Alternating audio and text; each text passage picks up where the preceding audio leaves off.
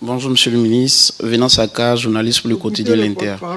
Moi, je voudrais vous poser deux préoccupations. La première qui m'a été suggérée, je l'avoue, au niveau de Yopougon, m'apprend-on dans le quartier, au niveau de la zone industrielle, le 27 novembre dernier, une fillette d'à peine 11 ans a perdu la vie dans une fosse creusée par une entreprise appartenant à une personne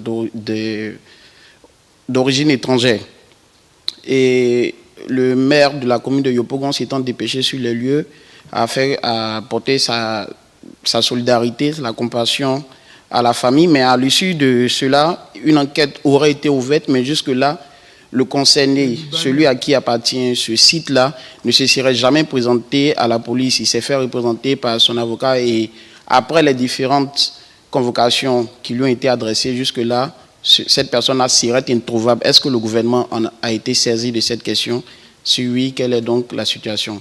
Ma seconde préoccupation, elle est d'ordre politique. Le week-end dernier, au Palais des Sports, se tenait une rencontre du parti présidentiel, le RHDP. Au cours de cette activité-là, le haut représentant du président de la République et président du directoire du RHDP a annoncé l'investiture en tant que candidat à la présidentielle de 2025 du président du RHDP pour son second mandat de la Troisième République. On nous fait savoir, selon la Constitution, qu'il y a des dispositions qui ne mettent pas fin aux dispositions de l'ancienne Constitution qui proclame que les candidats, sinon le président aurait droit qu'à 2 mandats. Or, les gens disent que le président de la République se présenterait alors, outre ce deuxième mandat de la Troisième République-là, pour un autre mandat qui serait en réalité son 4e.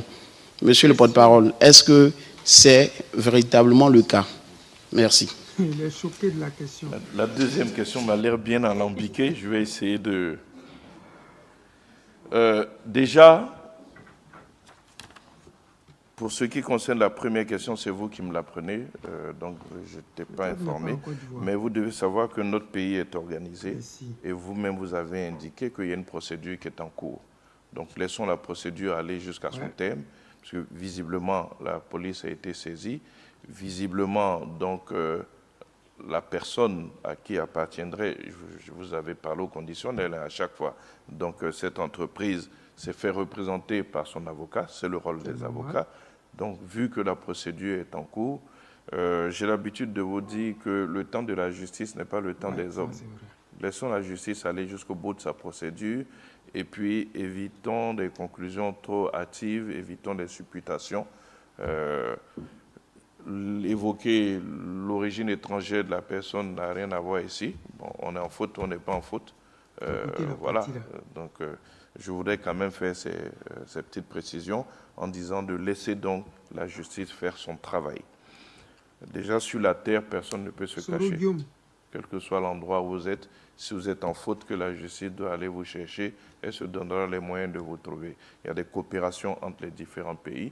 Donc, c'est des choses qui se font. Donc, pour la deuxième question, je ne sais pas à quoi je dois répondre exactement. L'essentiel. Est-ce que le président est candidat?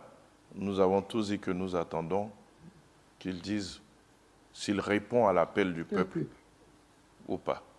La décision lui appartient, mais chacun de nous ici est témoin de tous ces appels qui lui demandent d'accepter d'être candidat.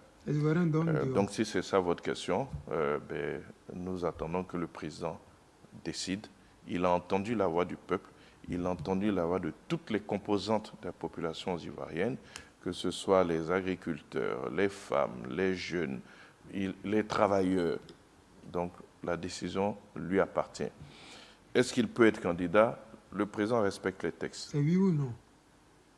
Il n'aurait pas été candidat à la dernière élection si les textes ne lui permettaient pas.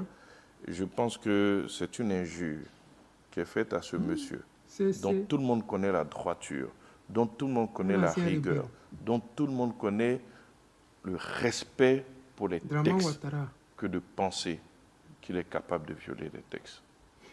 Je pense qu'il faut qu'on arrête cela.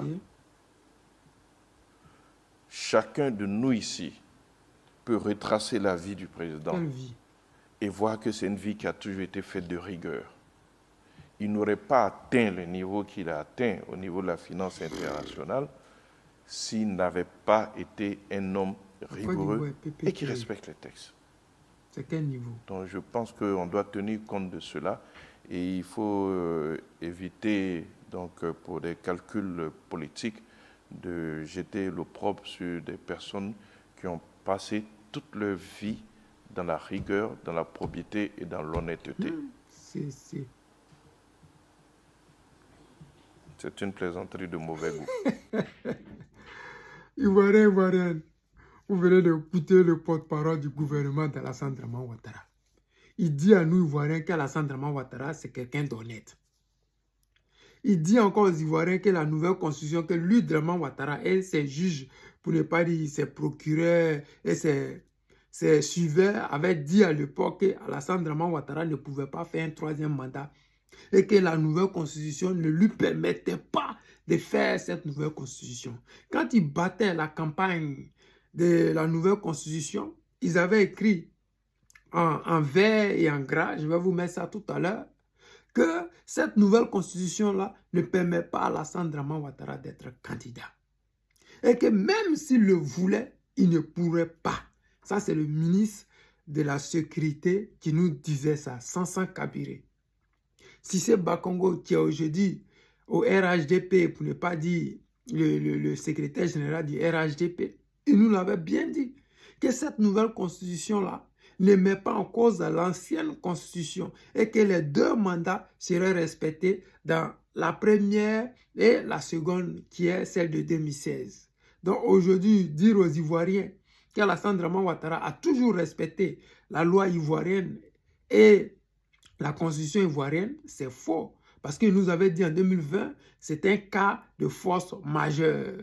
Est-ce qu'un cas de force majeure peut dire en 2024, là encore, qu'il y a un autre cas de force majeure? Je ne pense pas. Draman Ouattara n'a jamais voulu donner le pouvoir ou faire, comment on dit, faire une sécession démocratique. C'était un dictateur qui est arrivé par les armes. Il veut s'en aller par les rues. Et les Ivoiriens sont prêts pour lui.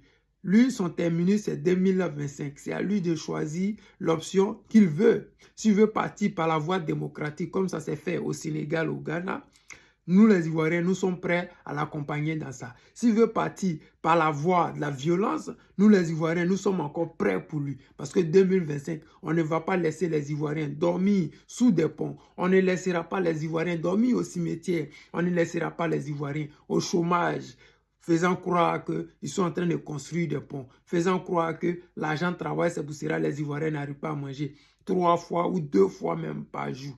Tout ça, nous allons mettre fin à ça en 2025. J'ai dit aux Ivoiriens, mobilisez-vous pour que enfin la démocratie puisse régner. Vous avez vu le camarade Gala Kolebi qui a été arrêté, un SEM cyberactiviste. Il est arrêté comme un chef de guerre, alors que nous avons les Kone Zakaria qui sont préfets militaires, qui ont commis des charniers, mais qui ne sont pas inquiétés. Des SEM cyberactivistes sont embrigandés, enlevés, paramilitaires comme des sauvages, d'après eux-mêmes. Oui, mais bon, les amis, je ne veux pas être long, je vais juste prévenir les Ivoiriens. 2025, là, c'est le tournant de l'existence même de la nation ivoirienne et du peuple ivoirien. Surtout, nous, les Ivoiriens de souche. Notre avenir est en danger. L'avenir de la Côte d'Ivoire est en danger. Si nous n'enlevons pas Alassane Draman Ouattara, si nous ne mettons pas fin à cette dictature qui a assez duré, nous allons payer le prix le plus cher. Nous ne devons pas trahir Gbagbo Laurent. Nous devons accompagner le président Laurent Gbagbo dans ce fauteuil présidentiel pour que les Ivoiriens enfin puissent profiter de leurs ressources, enfin puissent se sentir comme des Ivoiriens. Parce qu'aujourd'hui en Côte d'Ivoire, on fait la promotion des étrangers, comme si la Côte d'Ivoire était une nation des apatrides. Non, il y a des Ivoiriens de souche qui sont là.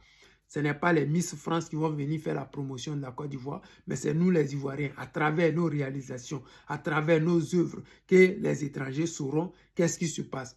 Les Russes n'ont pas attendu que les Américains viennent faire la promotion de la Russie pour que le monde entier connaisse la Russie. Les amis, c'était le président Lothar, l'ami des dirigeants qui se respectent. Je vous aime, je vous dis à tout à l'heure.